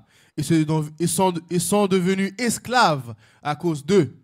Beaucoup ont péri ou trébuché ou ont péché à cause des femmes. Tu vois, beaucoup se sont retrouvés dans des situations. Pourquoi? À cause des femmes. Ça, c'est la vérité. Et beaucoup, à la place de prendre cette vérité-là, de reconnaître cette vérité-là et de dire, ok, non, je dois arrêter de marcher derrière les foufounes de ma femme. Je dois arrêter de me cacher en bas, en bas de ces jupettes. À la place de dire ça, qu'est-ce que... Ah, non, là, on trouve des excuses, ok? On trouve des excuses, pourquoi? Pour pouvoir se justifier nous-mêmes. Pour ne pas accepter cette vérité-là. Va dans 2 Samuel chapitre 11. On va lire tout le chapitre. 2 Samuel chapitre 11. 2 Samuel chapitre 11, verset 1. Et il arriva, après la fin de l'année, au temps où les rois sortent se battre, que David envoya Joab et ses serviteurs avec lui et tout Israël. Et ils détruisirent les enfants d'Ammon et assiégèrent Rabba. Mais David resta à Jérusalem. Et il arriva un soir que David se leva de son lit et il se promenait sur le toit de la maison du roi. Et du toit, il vit une femme qui se lavait. Et la femme était très belle à regarder. Et David envoya s'informer sur cette femme. Et on lui dit, n'est-ce pas Bathsheba, la fille d'Eliam, la femme d'Uriah le Hittite? Donc David a envoyé pour s'enquérir de qui était cette femme. OK? Et on lui a donné l'information. Cette femme est mariée. C'est la femme d'Uriah. OK? En plus de ça, tu sais qu'est-ce que dans ce verset-là, ça te dit même, ça te dit pas juste c'est qui son mari. Ça te dit aussi c'est qui son père. Pourquoi c'est important de savoir c'est qui son père? Parce que dans une nation, tout est connecté. Tout est connecté. Si je sais que je vais faire quelque chose à une sœur d'Israël et qu'elle a un père, j'ai y pensé 2 fois. Je devrais y penser 2 fois. On va voir qu'est-ce que David a fait. Continue. Et David envoya des messagers et la prit, et elle vint vers lui, et il coucha avec elle, car elle était purifiée de son impureté, et elle retourna dans sa maison. Donc tu vois, il a pris et il a couché avec elle. Et qu'est-ce que je vois dans ce verset-là quand ça dit elle était purifiée de son impureté, c'est-à-dire elle avait ses règles, c'est-à-dire qu'il y a une certaine notion que il a dû attendre. Tu vois ce que je veux dire? Il a dû sûrement attendre et épier pour savoir à ce moment-là, mais qu'il aime m'apprendre. Voici à quel moment que j'ai essayé de coucher avec elle. Sachant très bien que c'est une femme mariée. Continue. Et la femme conçut, et elle envoya le dire à David, et dit, je suis enceinte. Et là maintenant, le résultat de ça, c'est quoi? Oh, ploup, elle est enceinte. Continue. Et David envoya vers Joab, disant, envoie-moi Uriah le Hittite. Et Joab envoya Uriah vers David. Watch this. Et lorsque Uriah vient à lui, David lui demanda comment se portait Joab et comment se portait le peuple et comment allait la guerre. Et David dit à Uriah, descends dans ta maison et lave tes pieds. Et Uriah partit de la maison du roi et un mets du roi le suivit. Donc David a amené Uriah chez lui, pour que Uriah puisse venir le voir, prétendant vouloir savoir comment va la guerre, comment va Joab, comment va ci, comment va ça. Là, après ça, David lui dit quoi? David lui dit, descends dans ta maison, lave tes pieds. Et après ça te dit quelqu'un, un maître du roi, l'a suivi, c'est-à-dire l'accompagnait. Pourquoi? Pour faire sûr qu'il va retourner dans sa maison. Vas-y. Mais Uriah dormit à la porte de la maison du roi, avec tous les serviteurs de son seigneur, et ne descendit pas dans sa maison. Tu vois pourquoi? Parce que Uriah est un soldat loyal. Il était un soldat loyal. Si tous mes confrères, mes compadres, ils sont là, qui j'en parle pour me la caille moi. Il a dit, non, man, où est-ce que, les soldats sont? Non, moi, je reste là aussi. Vas-y. Et lorsqu'on le rapporta à David, disant, Uriah n'est pas descendu dans sa maison. Et David dit à Uriah, ne viens-tu pas de voyage? Pourquoi donc n'es-tu pas descendu dans ta maison? Et Uriah répondit à David, l'arche et Israël et Juda demeurent sous des tentes. Et mon seigneur Joab aussi, et les serviteurs de mon seigneur campent dans les champs. Irai-je donc dans ma maison pour manger et boire, et pour coucher avec ma femme? Comme tu es vivant, et comme ton âme vit, je ne saurais faire une telle chose. Donc tu vois, il était loyal. Il était discipliné. Il a dit, tous les soldats sont là. L'arche d'Israël est là. Et moi, je vais partir et aller boire, dormir et coucher avec ma femme. Donc pourquoi est-ce que David voulait que Uriah aille chez lui? Pourquoi? Il y a une raison pourquoi. Souvenez-vous, la femme d'Uriah est enceinte. Donc pour vous montrer le mind, l'esprit de David, comment il essaie de calculer, il faut que ce partenaire-là aille chez lui ok, pour coucher avec sa femme. Sauf quand il va coucher avec sa femme, le fait que sa femme est enceinte, on va être capable, ok, de dissimuler le fait que sa femme est enceinte de moi. Donc là, la femme, si Uriah va chez lui pour coucher avec sa femme, il va penser quoi? Il va penser que le bébé qui va naître, que c'est son enfant à lui. C'est ça le mindset que David a eu. C'est pas une affaire de, oh ouais, comment va la guerre, comment va ci, comment va ça. Il didn't care about that. Il voulait que Uriah aille chez lui, coucher avec sa femme, après que lui ait couché avec la femme d'Uriah, pour dissimuler le fait que Bathsheba est enceinte du roi David. Pour que Uriah puisse penser que sa femme est enceinte de lui. Continue. Et David dit à Uriah, reste encore ici aujourd'hui, et demain je te renverrai. Uriah demeura donc à Jérusalem en ce jour-là et le lendemain. Et lorsque David l'appela, il mangea et but devant lui et le fit boire. Et au crépuscule... Donc David l'a fait boire, donc il a dit, ok, si vous ne retourner la caillou pour aller boire, je vais mener la caille, pam, pour me faire boire. Moi, je vais te faire boire. Viens, on a le chill. On va prendre ça relax. Right?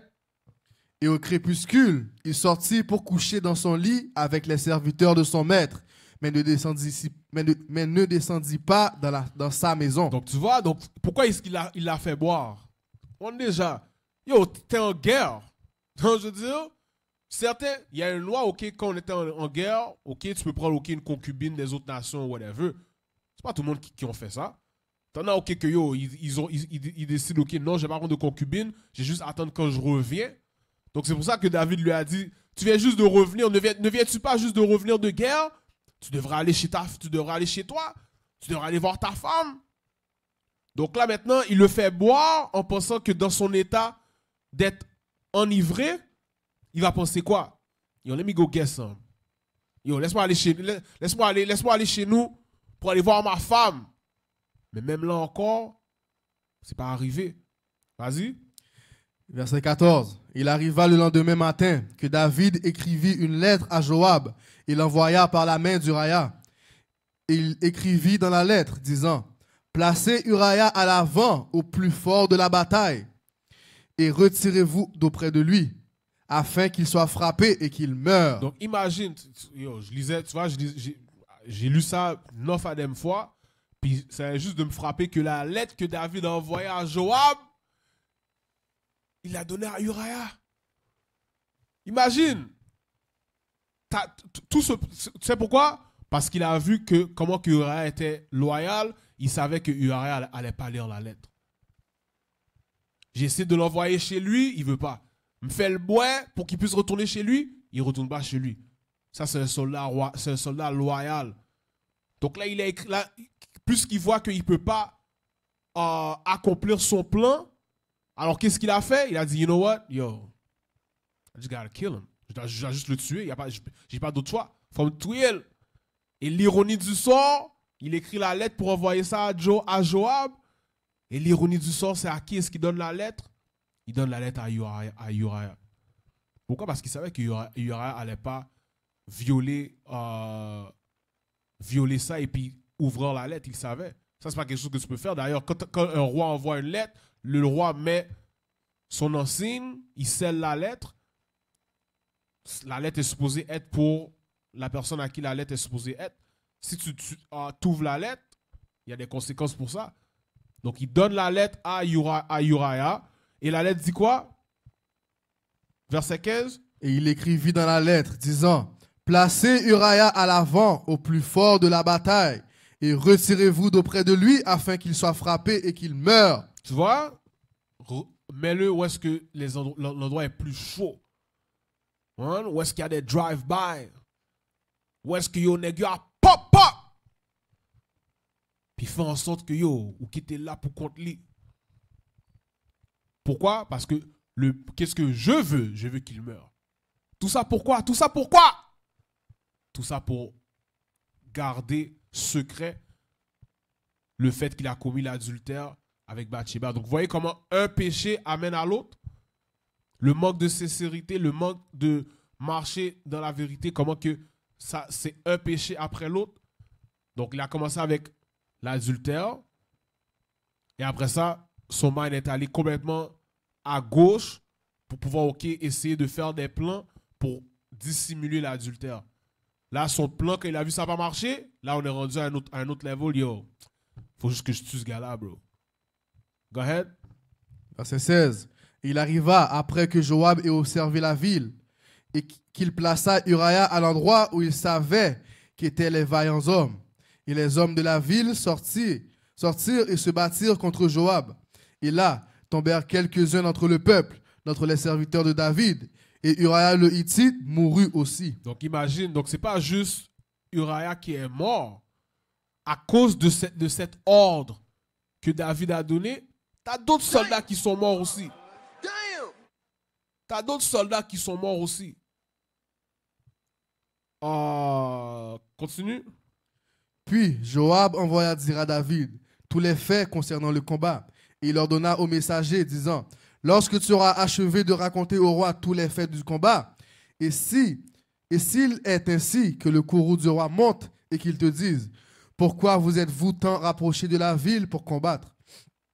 Ne savez-vous pas qu'on tire du haut de la muraille? Donc là, il est en train de planifier. Yo, si quelqu'un calcule pour dire, yo, ces morts-là, ça fait pas de sens.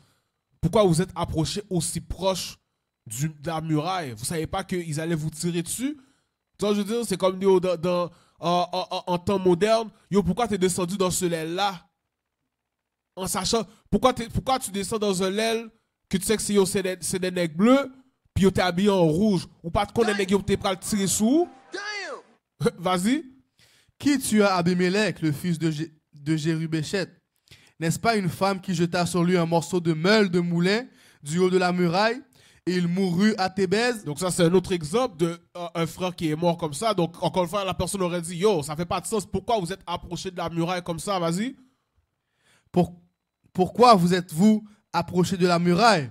Alors tu lui diras, ton serviteur Uriah le Hittite est mort aussi. Tu vois? Donc si David pose cette question-là, tout ce que tu auras à dire, c'est ton serviteur Uriah le Hittite est mort. C'est juste ça que tu as à dire. Et en disant ça, il va comprendre quoi? Oh, ok, c'est l'ordre que j'ai donné. Et qui va questionner ça? Personne, parce que David est roi. Continue. Ainsi, le messager partit et étant arrivé, il démontra à David tout ce pourquoi Joab l'avait envoyé. Et le messager dit à David, sûrement les hommes l'ont emporté sur nous et sont sortis contre nous dans la campagne. Et nous étions sur eux jusqu'à l'entrée même du portail. Parce que souvenez-vous, qu'est-ce que le début du chapitre dit? Le début, go back to verset 1.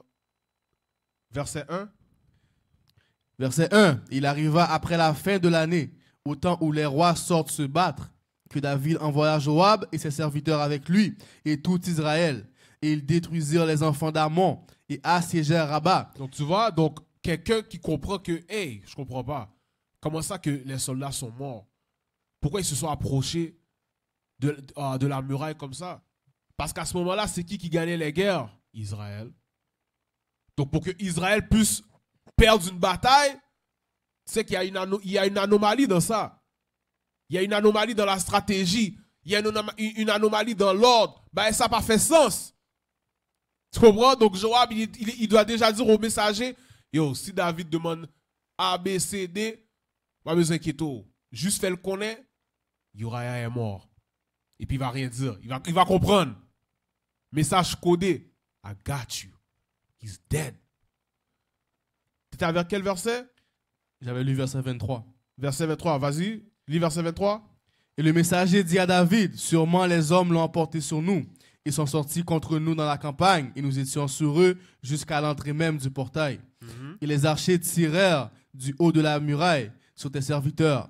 Et quelques-uns des serviteurs du roi sont morts. Et ton serviteur Uriah le Hittite aussi est mort. Donc même dans la façon dont le messager a expliqué, a donné la nouvelle à David, même lui il a dû dire, yo, je pense qu'assurément, qu'est-ce qui s'est passé, ils ont pris le dessus sur nous.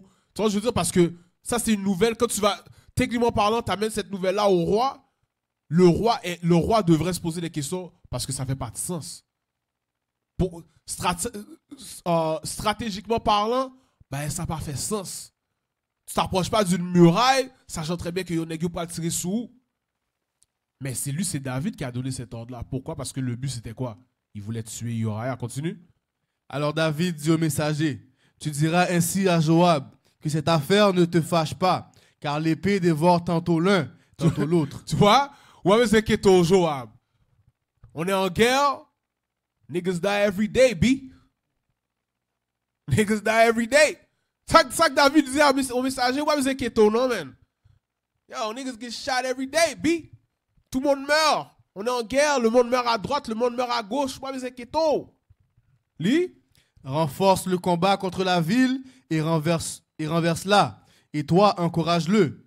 Et lorsque la femme d'Uriah apprit qu'Uriah, son mari, était mort, elle prit le deuil pour son mari. Elle prit le deuil pour son mari, parce que veut pas, c'est son mari. Vas-y. Et lorsque le deuil fut passé, David envoya et la recueillit dans sa maison, et elle devint sa femme, et elle lui enfanta un fils. Mais la chose que David avait faite déplut au Seigneur. Voilà, la chose que David avait faite déplut au Seigneur. Donc ça, c'est David. Les Écritures te disent que David, c'était un homme au cœur de Dieu. Ça veut dire quoi? Ça veut dire que c'est Dieu qui l'a choisi spécifiquement. A man after his own heart. Donc, regarde qu'est-ce que David a fait. Va au prochain chapitre. De Samuel 12, verset 1.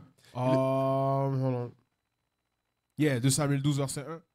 Et le Seigneur envoya Nathan vers David, et il vint à lui et lui dit, il y avait deux hommes dans une ville, l'un riche et l'autre pauvre. Le riche avait énormément de troupeaux, de gros et menu bétail.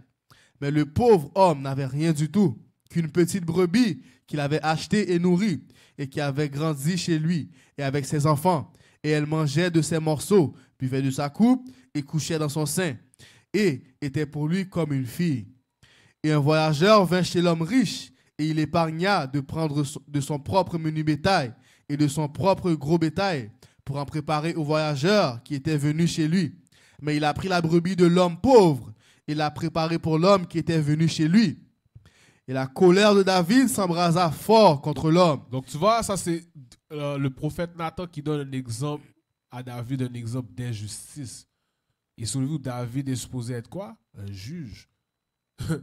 Il est supposé être un juge. Donc là, relis ça, relis verset 5. Et la colère de David s'embrasa fort contre l'homme. Et qu'est-ce qu'il a dit? Et il dit à Nathan, de même que le Seigneur est vivant, l'homme qui a fait cette chose mourra sûrement. Donc tu vois, ça c'est le jugement de David. Tu vois qu'on a dit, qu'est-ce que j'ai dit? C'est plus facile de pointer le doigt sur les autres que de voir nous-mêmes. Il vient juste de tuer le mari d'une femme mariée pour prendre sa femme. Et là, Nathan lui donne un scénario d'un homme riche et un homme pauvre. Et l'homme riche qui fait une injustice à l'homme pauvre. Et il dit quoi? Il a dit, assurément, cette personne-là doit mourir. Donc ça, c'est le jugement que David a passé. Continue. Et il rendra la brebis au quadruple, parce que il a fait cette chose et qu'il n'a pas eu pitié. Watch this. Alors Nathan dit à David, tu es l'homme. Tu es qui ça? Tu es l'homme. Oh, c'est moi. Hey. Oh, et moi-même, oui. Ouais. C'est moi. Nathan lui a dit, c'est toi, Pam. C'est toi. Vas-y.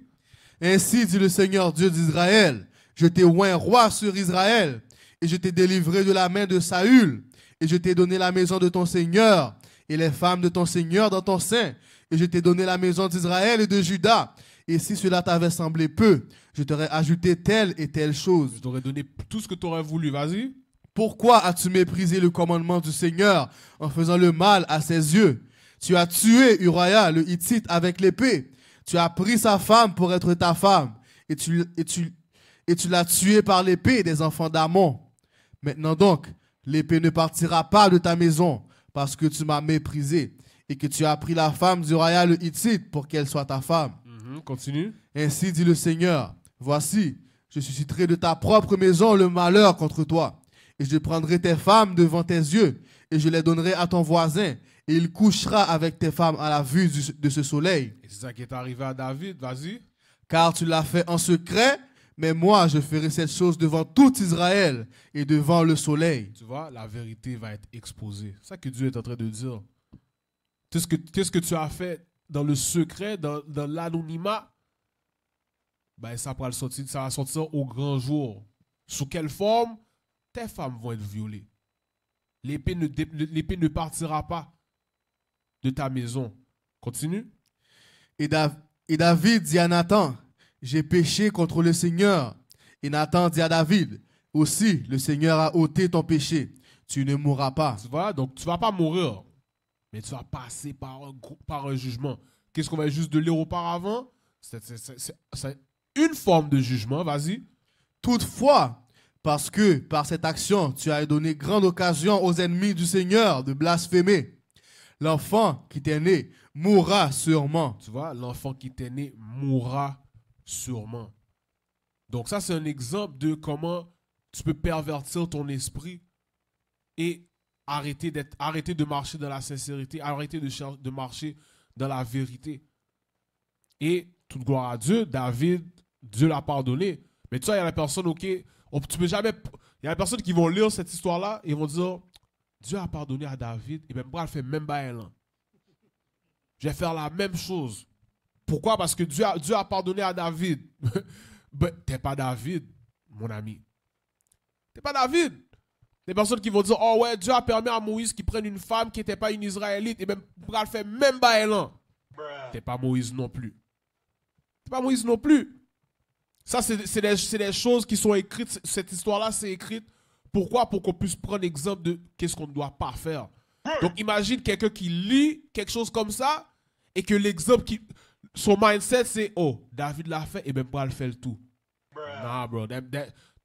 Ça, c'est stupide, par maintenant. Ben, ça, son bas est moun sot.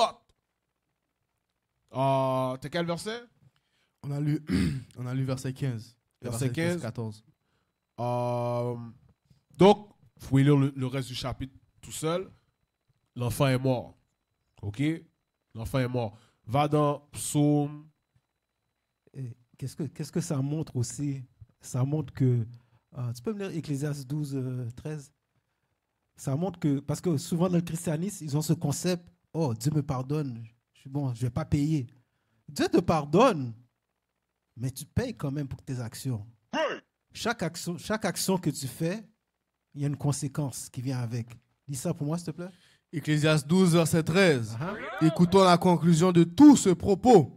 Crains Dieu et garde ses commandements, car c'est là tout le devoir de l'homme. Dis. Car Dieu amènera toute œuvre en jugement. Tu vois, car Dieu amènera toute œuvre en jugement. Toute œuvre, c'est sans exception. Tout ce que tu fais, Dieu les amène en jugement. Lis. Avec tout ce qui est caché. Tout ce qui est caché. David a essayé de faire des choses qui étaient cachées. Mais qu'est-ce que Dieu a fait? Dieu les a mis au grand jour. Lis. Soit bien, soit mal. Que ce soit bien ou que ce soit mal, tu as payé pour tes actions. Mais donc, israélites, on a ce concept, oh, Dieu me pardonne, Dieu va me pardonner. Je ne vais pas payer pour ça. Non, non, non, non, non, non. Dieu a pardonné David, mais Dieu a dit, David, l'épée va rester dans ta maison. Ton fils qui est dans le ventre de ta femme présentement, il va mourir. Mais il a pardonné. Mais il faut qu'il paye quand même ses conséquences. Donc, c'est pour ça qu'il faut faire très attention à nos actions. Pas penser qu'on va faire nos actions puis Dieu va nous pardonner. Non, tu vas payer pour les conséquences de tes actions quand même. Ouais. Hey, pour ajouter à ce point-là, regardez, tu pèses sur une balance, right? Regardez bien qu'est-ce qu'on vient juste de voir. David a tué, a commis l'adultère, right? Il a planifié le meurtre. Ça, c'est meurtre prémédité, by the way. Le meurtre prémédité, ça veut dire qu'il a planifié ça.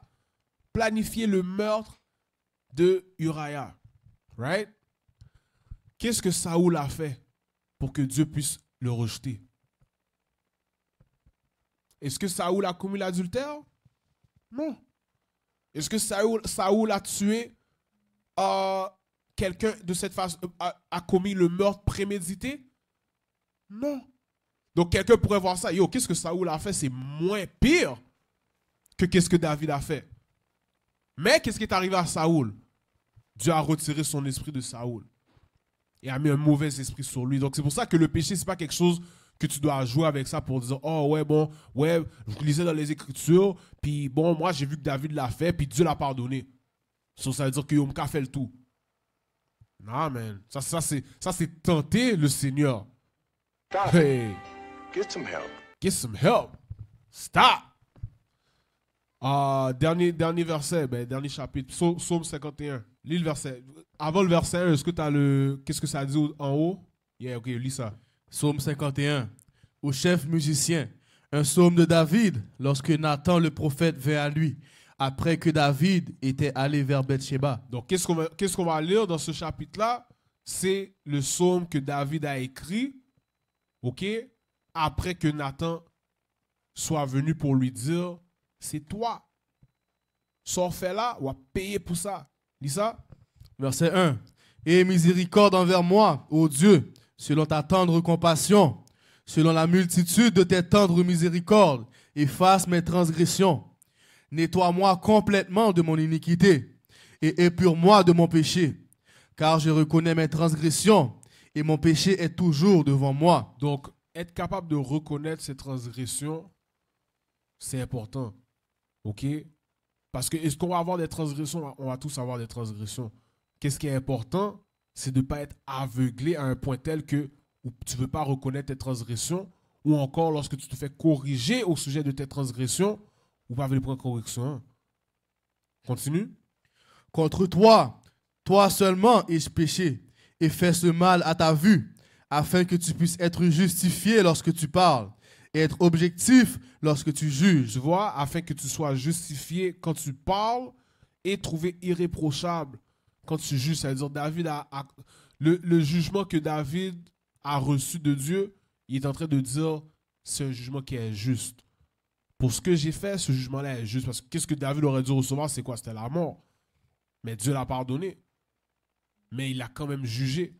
Donc David reconnaît que le jugement de Dieu, c'est juste. Continue.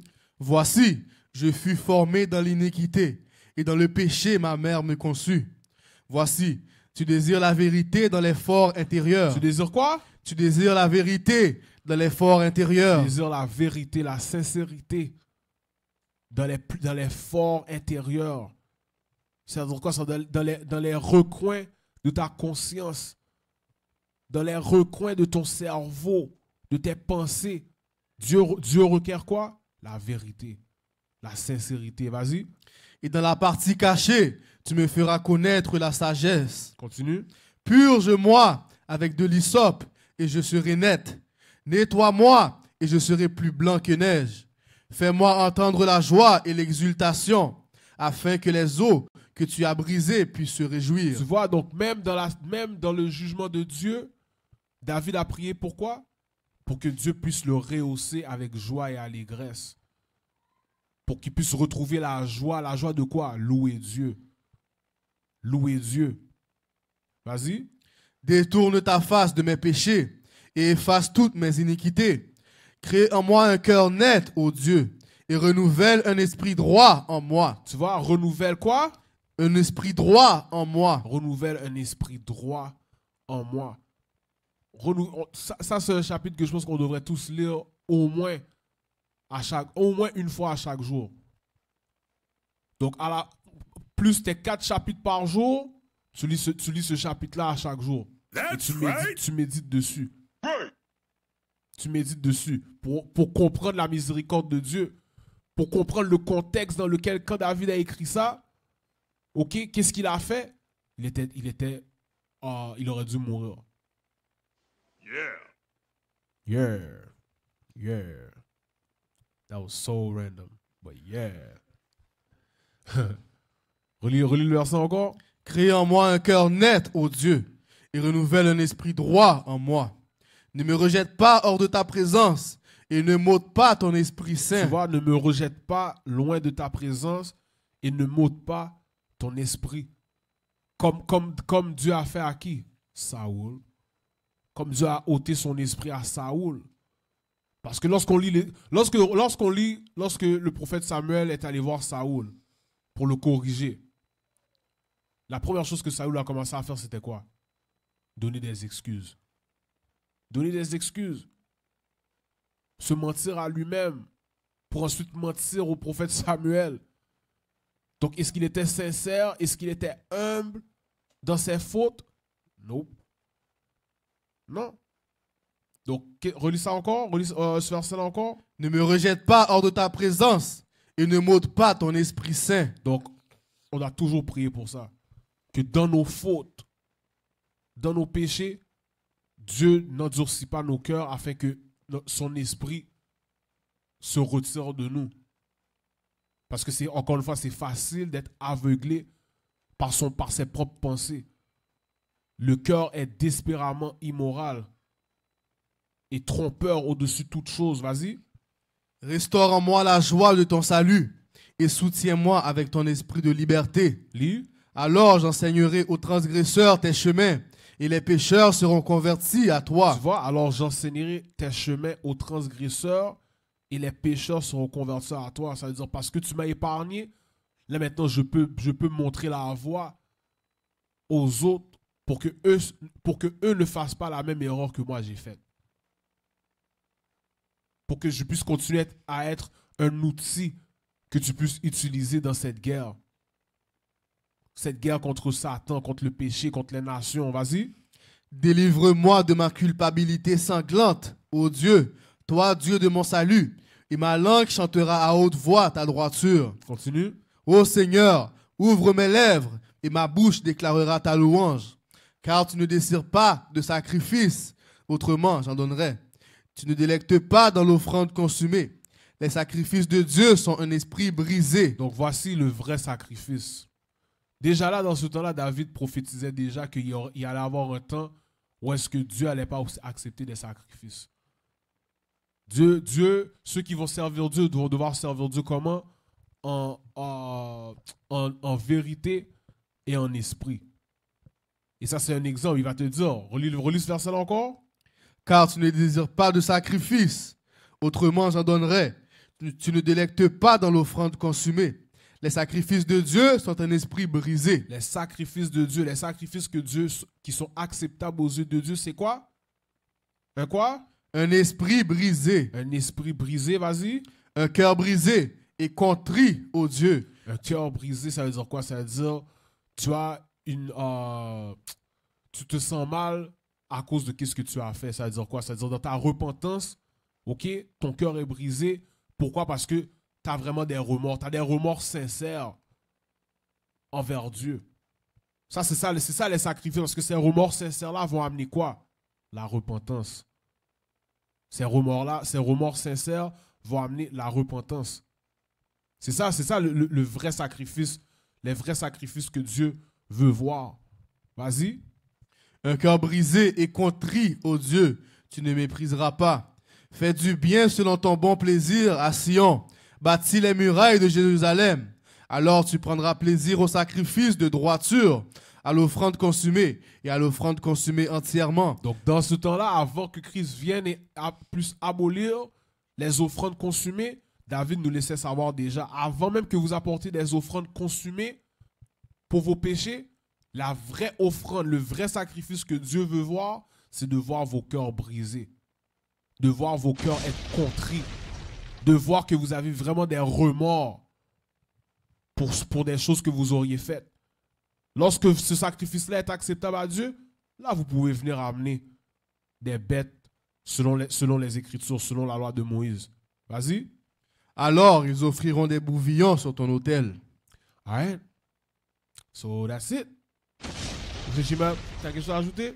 Ok, ben toute gloire à Dieu, frères et sœurs. Encore une fois, on était en remplacement pour les frères au New Jersey, Phineas officier Sherebai. Donc encore une fois, on donne toute gloire à Dieu. Ok, on donne gros shout-out au leadership, les bishops, les deacons, les captains, ok, les officiers, les soldats, tous ceux qui œuvrent à la venue du royaume de Dieu.